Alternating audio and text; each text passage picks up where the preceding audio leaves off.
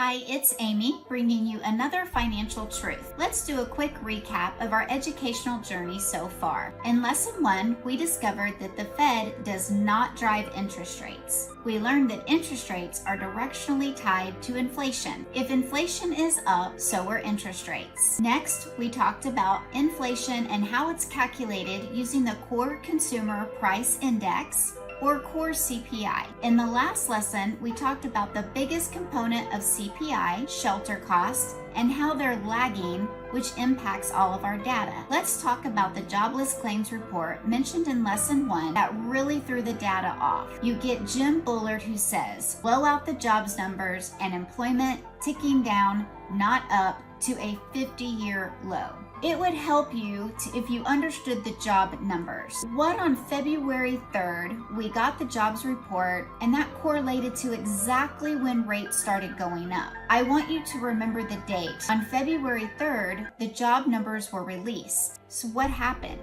The jobs report comes out. It shows that unemployment rate dropped to 3.4% and showed that on the household survey, 894,000 jobs were created. At some point, logic has to set in. 894,000 jobs? Who is hiring all these people? Nobody. You know why? Because it was an adjustment. This is right from the BLS report. The problem is, people don't read this stuff. There was something called, get this, population control adjustment. What even is that? Well, they picked up undocumented workers from early 2022. Now, you would think anyone that revises numbers or who finds a mistake, they would simply revise those 22 numbers. Nope.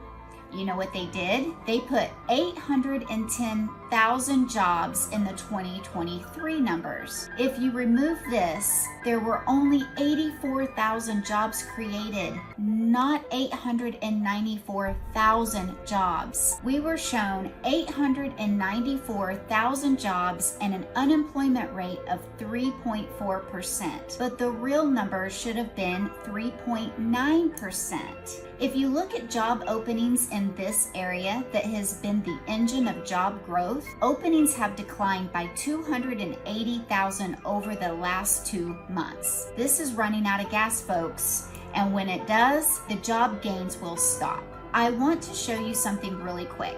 Let's go back just for a minute here and look at when yields started to go up, when the bond market fell apart. Here's our bond shot. These are mortgage-backed securities. This is the February 3rd jobs report, by the way, to the timing of this lock on February 2nd, the day before. At the very peak, we set the lock just to give you some perspective, and boom!